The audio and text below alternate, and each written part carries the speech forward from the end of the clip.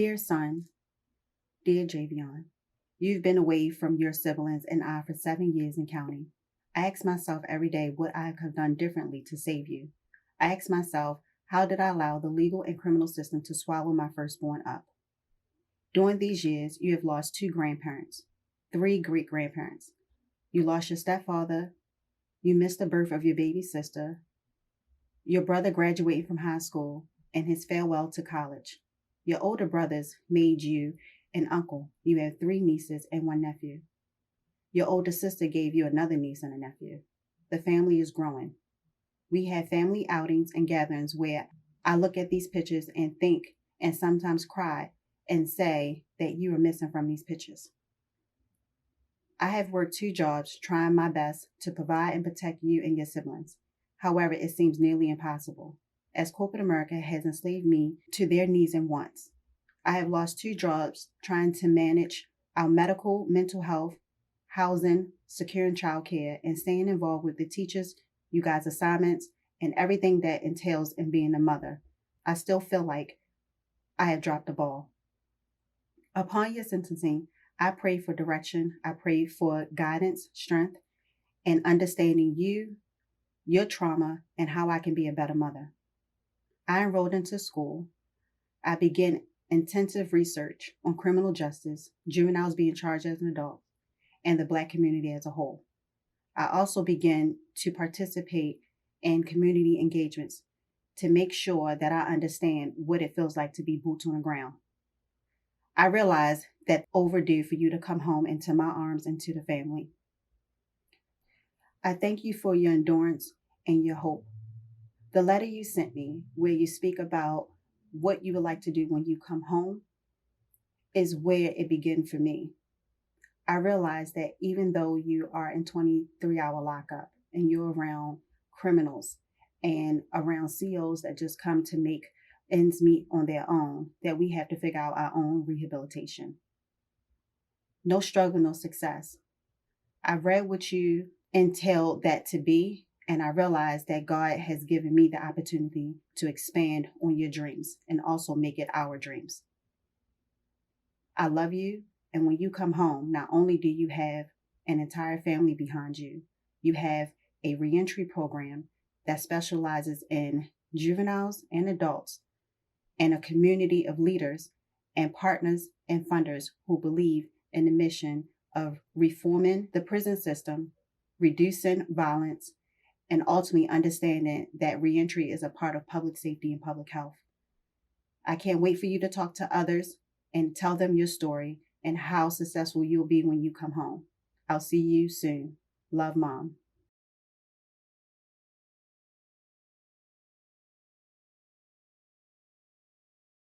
Hi, I am Jeanette Graham, the president of No Struggle, No Success Youth and Adult Reentry Program. Our program is designed to remove the excuses from returning to prison, to gain knowledge, thrive, and grow for a better future. Please enjoy our virtual presentation. Thank you.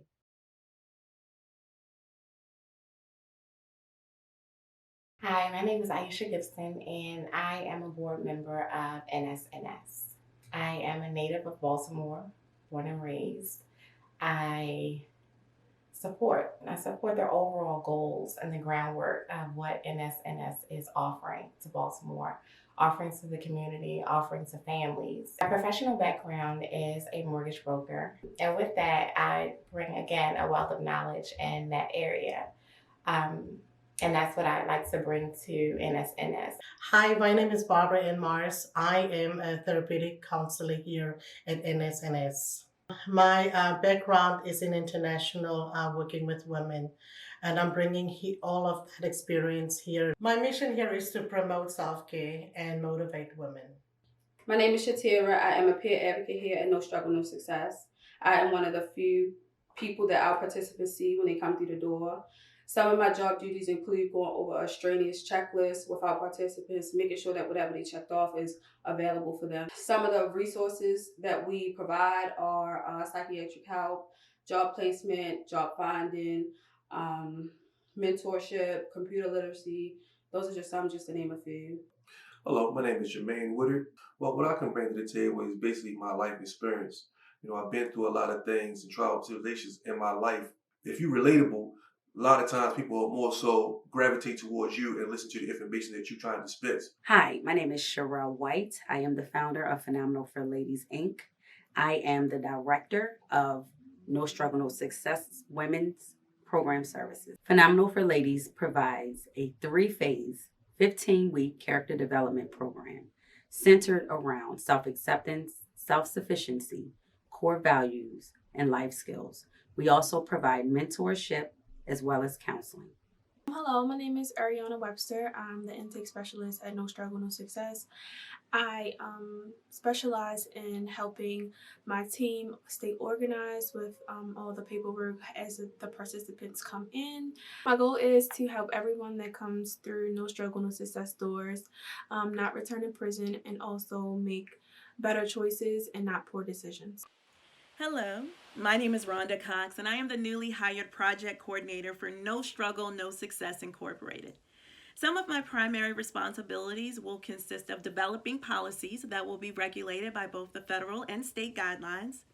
I will be organizing some what I know is going to be amazing events for NSNS. Hello, my name is Stanley Mitchell. I'm Vice President and Program Director of NSNS, which stands for No Struggle, No Success Reentry Program. It's located in Baltimore City. The plan is to walk an individual from ID to hopefully housing. When the individuals come home from prison, with this new digital world, there used to be a time where they can just look for want ads and try to find a job. That's non-existent now, and they need ID and things, small things. But the small things are big things. As for personal experience, I was released 8 years ago with nothing but $18 check and 30 days worth of blood pressure medication, but I couldn't even cash the check. I was fortunate enough that I had family support and also the support of University of Maryland Law School, and I was a part of the UNGA project. As a result of that, I had resources that I could call and get the things that I need. Now, what I'm trying to do is everything that I've learned over the past 8 years since I've been released, and also the past 40, 50 years I have in the criminal justice system, either on as a defendant or either as an employee, that I feel if I brought all these skills to one central location, that we'd be able to assist returning citizens, both male and female. I want to thank everybody that's observing this video for their support. This is much needed in the community, and we all benefit from these type of services. I or my staff cannot do this alone. We need the support of the entire community, and we want to thank everybody, and I mean everybody that contributed. It's no more than offering a job, offering your assistance to help somebody fill out an application online. We need all the help we can get, and I want everybody to know that does assist us, that we're all appreciated. And I also follow the same religion that I follow, karma. What you put out is what you get back, and if you give to this project, you will get great rewards emotionally. Thank you for your time.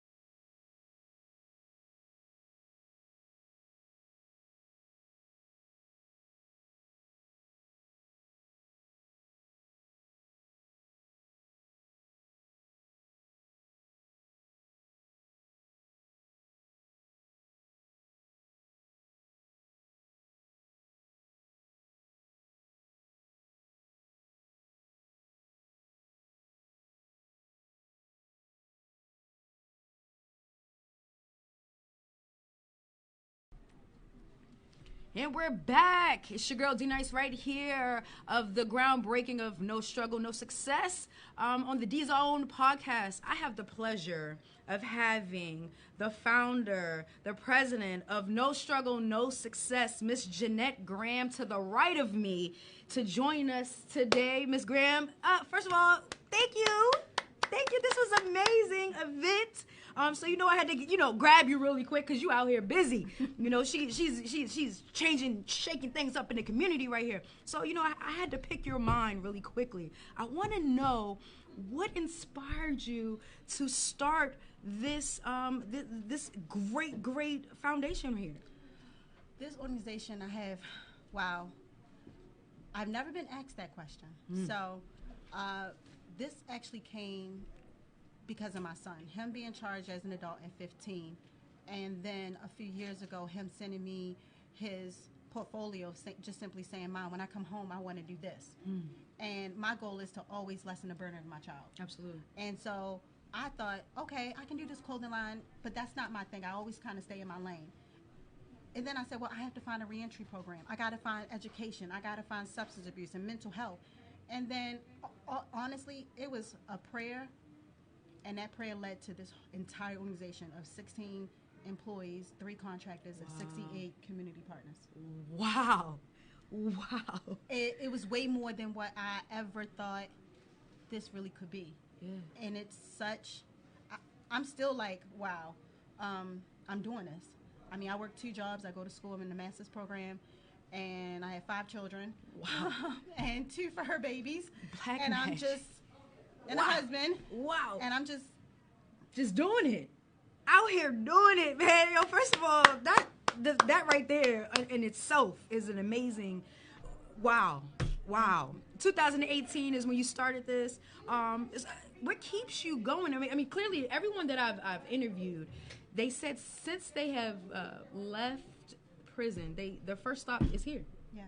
First stop shop is right here. We had a young man come here and say, basically, he didn't have anything. The first question that you asked is, what do you need from us? Mm-hmm. So that is what you guys do. You guys literally set, former inmates up to success. Yeah. I've never been in prison, but I have the same type of struggle that they had, in a sense where we have all these barriers. We can't find a job. When we do find a job, we have to find childcare. If the vacation time is approved, I now have to tell all my business to my employer just to be able to just get off. And so all that is so overwhelming for somebody that has been away for so long and not in tune with corporate America and technology. And so No Struggle, No Success said, you know what, let's remove the excuses. Let's make sure that we have authentic resources, not just say, oh, we have resources to help someone, or give them a piece of paper just to make them go to the next place and they be on a waiting list. No, 90% of the services are done directly on site. Absolutely. From identification management all the way to purchasing a home and everything in between. Wow. So there's never, if you choose to go out and do something wrong, it's all on you because you have a support system. And it's not even your family. So if you have family that can help you, great, but you also now have us. Mm-hmm. And everything that they say, hey, I need a job. Hey, I have substance use problem. I need a counselor. Or I'm tired of this child support being on my back. We find whatever way, and this is not only just for men, this is for women and also those youth. So before they even have to touch the legal and criminal system, let's see how we can do to even, take care of that. Absolutely. And so it's just still amazing. It's still working, and it's still in its, we will be officially, we did a pilot program in 2018, but we've officially been a 501c June 12th, 2020. Wow. So we are coming up on our first year anniversary in June. That's what's up. And so we're aiming to serve 220 individuals each year. Wow. And I see those numbers getting bigger. Yeah. My question to you is, what is the process for someone who's just coming home? If they needed these resources, how can they get in contact with you because they don't have certain people on the streets? How can they get in contact with No Struggle, No Success? Well, actually, we start while they're in prison. Wow. So we reach out to Department of Corrections or Department of Juvenile Justice, and we send them a packet and say, hey, if you're interested, this is what we do. So we actually start with a home plan. So they have something to give to parole and probation and say, not only do they have access to a reentry program, but before when they come home, we start working with them while they're in there, to have hope. So start changing their mind and their directions and their habits. And because bad association spoils youthful habits, always. And so if you're in a prison with other criminals who are not looking to come home, let's get that hope there. Let's start some mental health. Let's start some, hey, what do you really want to do? So when they come home, they have somebody that's standing outside to pick them up. We do have my director, my community worker do go to the prisons to pick them up and say, here's your ID right here. So we don't even have to go through, oh, it's a wait list, or they don't have money. We also help with their hardship. So we start in the prison. Those ones that we go into the courts, we go to these families, we go into the community. Those community partners send us referrals as well. Churches, schools, anywhere that has access to us, we accept a referral. Wow. The only people we do not accept is first-degree rape, second-degree rape, or child molestation. That's a different beast for us, and we feel like they need a different type of mental health care services. So we kind of stay away from that. But anybody else, if it's a drug, handgun charge, hey, I'll say that I'm not perfect at all. No one is. But I think about what I was doing 13, 14, 15, and I just didn't get caught. Wow. Wow. So who am I to judge that they much stronger than I am? Because who actually can sit in prison with the limited resources and be treated like they're not human? Right. Regardless of whatever took place. Because you have to also think, why were they in a situation in the beginning? Mm-hmm. Like, why? Was it, some of us don't have parents, some of us, abandoned issues, trauma, and just haven't healed from anything just being addressed. And so we make sure that we just kind of target as much as we can. And we can't do it alone. That's why we ask for volunteers, community workers, and my staff, trained staff, and passionate individuals that actually want to be here to help these individuals. True, that's what's up. Wow. So let me ask you, if this is this only for inmates or release? Is this for everyone? Anyone? Like, so if I've never had a charge before, if I've never even been in prison, but I'm struggling out here in this, just in the environment that I'm in, I can't find a job, I can't find anything. Can I come in and get some resources? So, to answer your question, we only target reentry. Okay. However, we have Phenomenal for Ladies, which is for women's services. So women do not have to have a criminal background or youth to come in. The men do. Okay. And if you were someone that didn't have any criminal issues at all and said, you know what, I'm just having a hard time. Mm-hmm. We do have classes starting June, an entrepreneurship class, where we do resume building, business plans to help those individuals say, you know what, I'm just looking for a job. I need to be able to do some financial literacy because my credit is a certain way. We offer those type of workshops for all individuals to be able to come in. Wow. So because it's called wraparound services. So if a youth come in and he has issues, let's talk to his parents or his guardians. If a man comes in, let's talk to his partner or his children to get them, because it's a barrier. Family togetherness or unification, the black family is all broken up. And so we want to make sure that we have women's services, men's services, and youth services unitedly streamline all the program services. So yes, you actually can come in as a woman to get services without having a criminal background. One-stop shop. Yes. No struggle, no success. If we have any viewers or any supporters out here who wanted to help out, donate, anything like that to No Struggle to No Success, how can they do that? So we are open Monday through Friday from 10 a.m. to 5 p.m. And my intake specialist and my program director will be happy to sign you up to be a volunteer. You can drop off a check, you can Cash App it, you can Venmo it, any money that you want. It doesn't have to have a high price on it. Every dollar counts here. We do taxable letter donations for people that want to, have, a balance in that. Monday through Friday and every other Saturday we here. And so it can come at any capacity. We actually received 100 pounds of clothes. Wow. Toiletries, lightly used coats and suits and stuff to prep these youth and adults for employment. Wow. So at anything that you have, when it's not money, because COVID has put a lot of stress on us when it comes to financial and mental health, but somebody may be doing spring cleaning or maybe have furniture. We had an individual who came home. He served 6 years and been home for a month. He has his own place, he has a car, and he has employment, but he needed furniture. So we partnership with someone to help that, but some people also donated. So we make sure that, first that it's safe and clean, and examine it, because you want something new. So we try to make sure that happens. So at any time that we accept, people from churches, if they want to do like a prayer session, because some people want to be spiritually grounded, all those things are done here. This is amazing. Miss Jeanette, I'm blown away. I'm just blown away because we need someone like you in our community. You are an amazing woman to bring these resources to us because, you know, who's going to help us but us? You're right. And yeah, if this wasn't called No Struggle, No Success, it would have been like something where like Black Network. Hey. Because at the end of the day, that's somebody held on to me when I was 19 with 2 kids, and I want to hold on to somebody else. And absolutely. Every person that comes in here, I just think about my son coming home. And that God is just going to say, it's not his time just yet, but when he does, he will have a fully functioned reentry program. And these other individuals to say, your mom did this, but she really did it for you. And I know that there's some mothers out here that actually lost their, children. They're no longer here. And my son is still breathing. Wow. So it's just really important for me to just, whatever energy I have, if I got to take some ginseng, some vitamins, ultimately pray every day, and just kind of make it work. Already. Listen, Miss Jeanette, once again, thank you so much for allowing the D Zone to come here and bless your platform.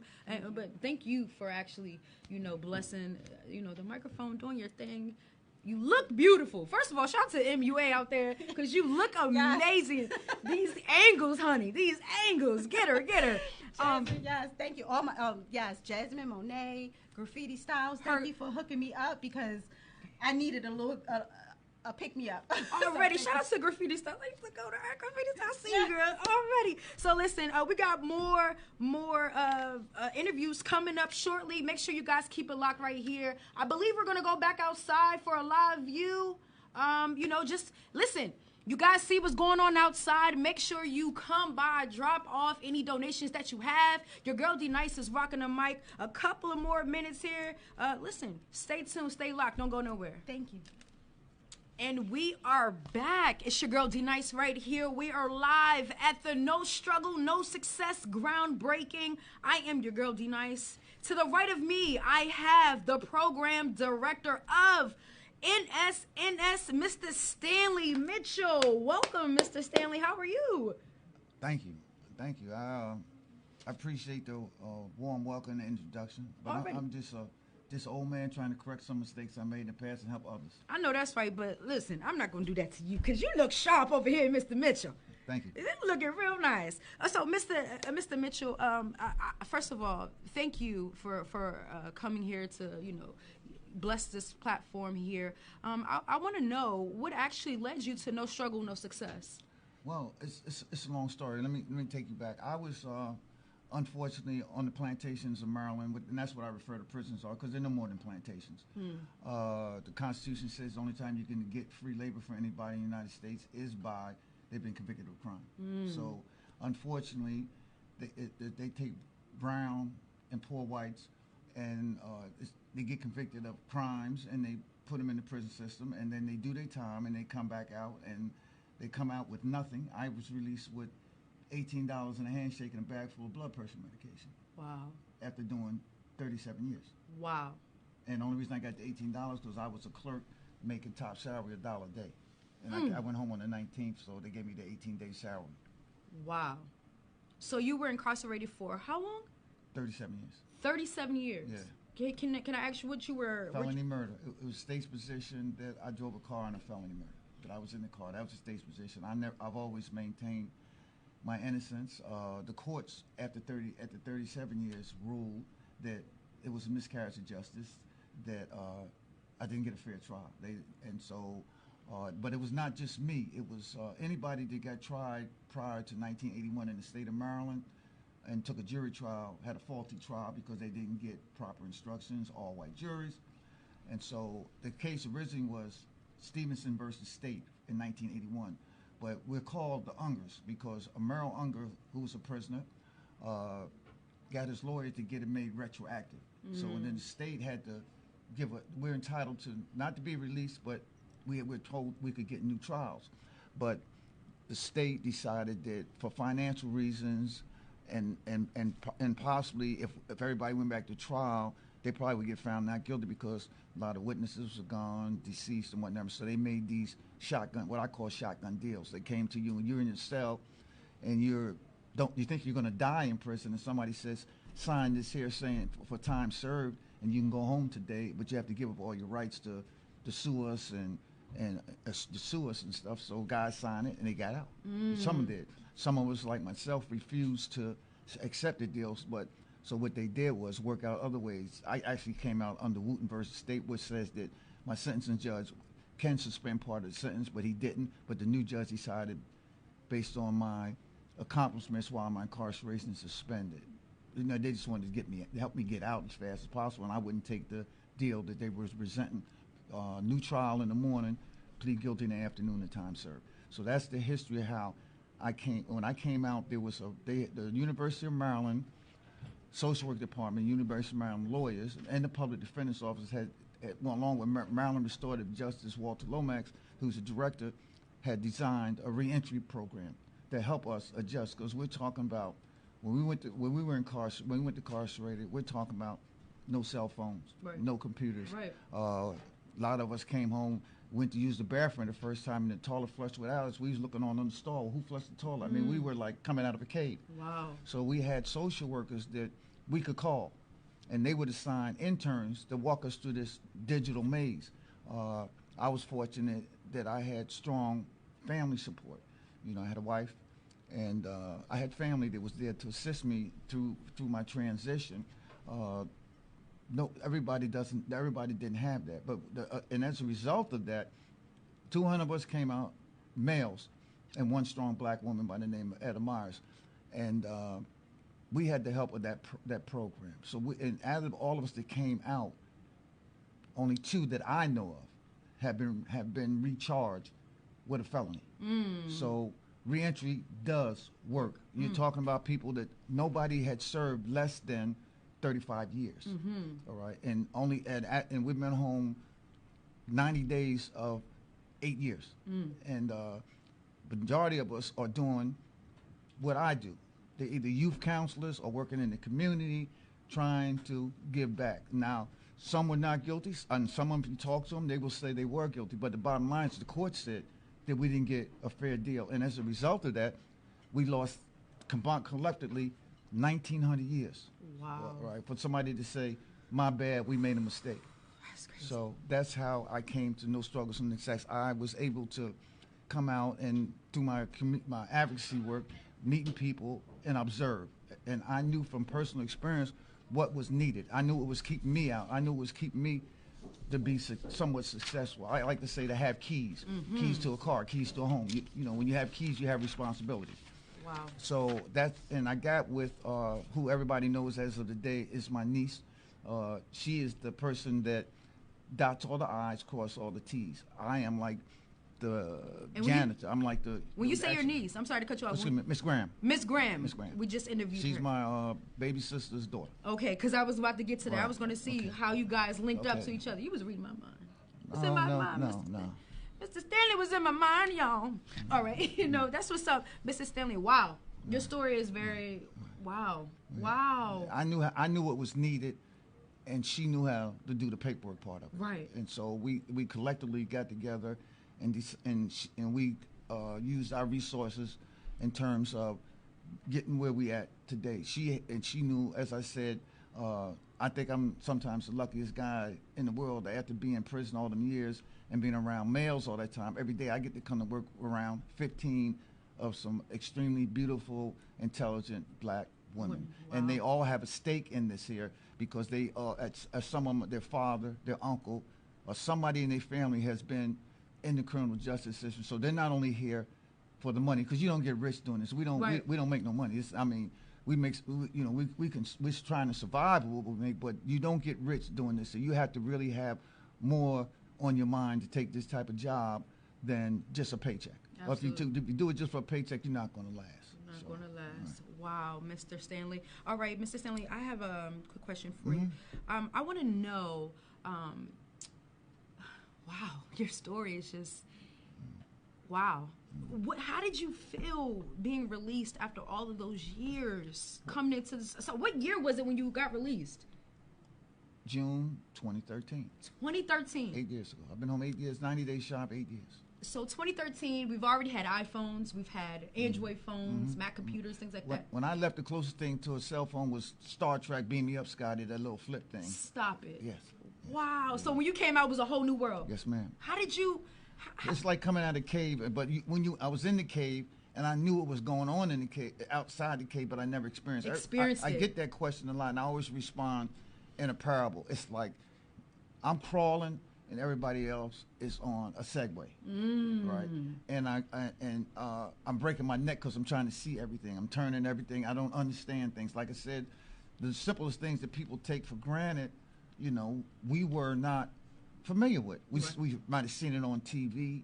Even parking was a strange experience. I mean, nowadays, when I left, you just put a few coins in the parking meter. Now you got to get a credit card, put in the box, tack your tag number in, put a seal in the window. I mean, these things can be frustrating if you don't know. The subways did non-existent, paying subways fare, smart cars. We weren't familiar with the group that I came out with.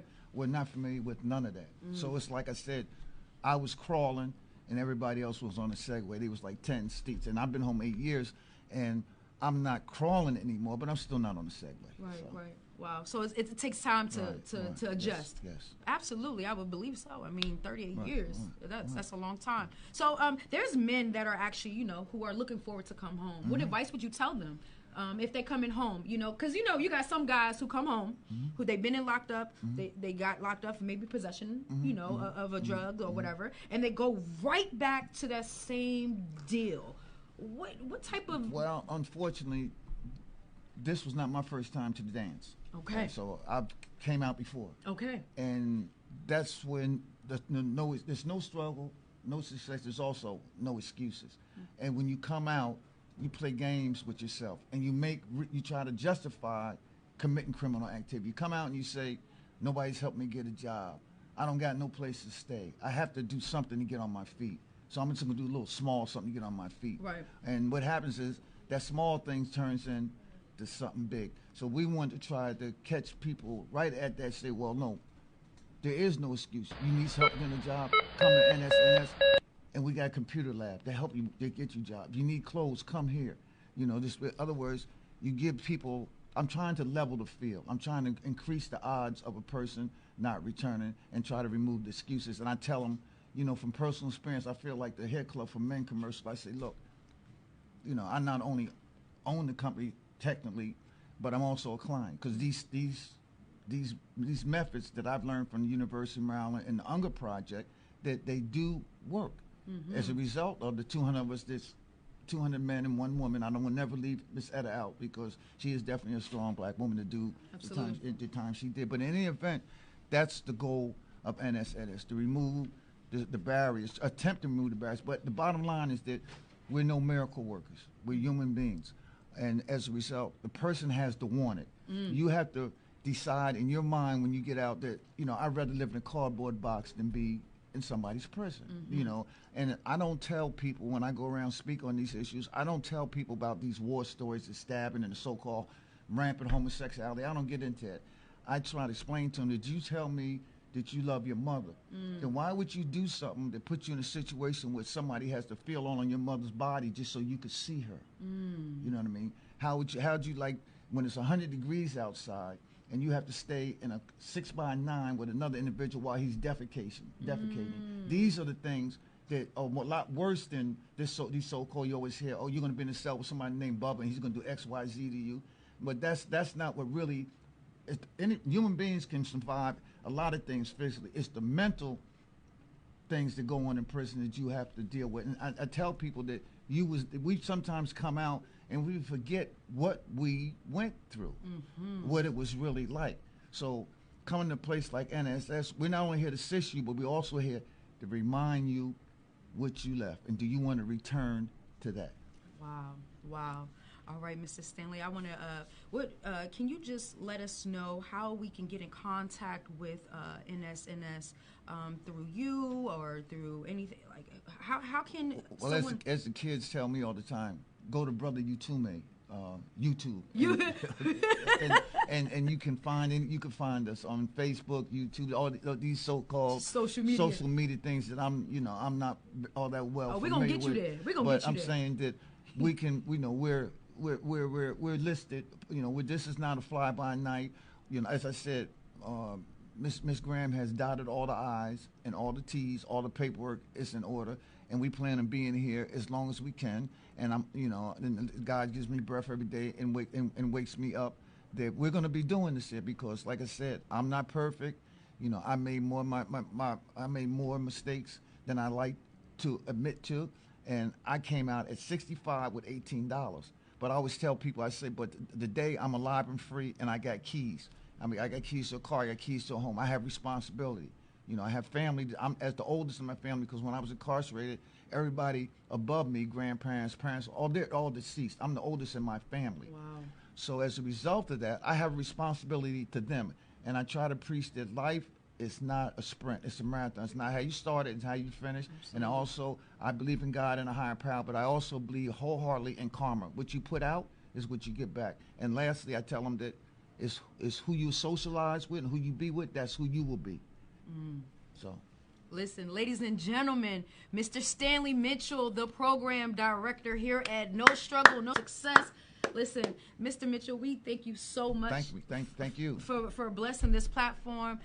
Everyone out there, we want to thank you guys for actually joining us via social media. Listen, you guys are in Baltimore, Maryland. Make sure you guys come by. No Struggle, No Success. You know, donate clothes, toiletries, anything that you have to help out this amazing organization. I am your girl D Nice, signing off from the D Zone live at No Struggle, No Success. Make sure you follow me on all social media at I am D Nice One. Listen, we look forward to our next event. We love you guys. Thank you for your support. Peace, love, and happiness, and we are out.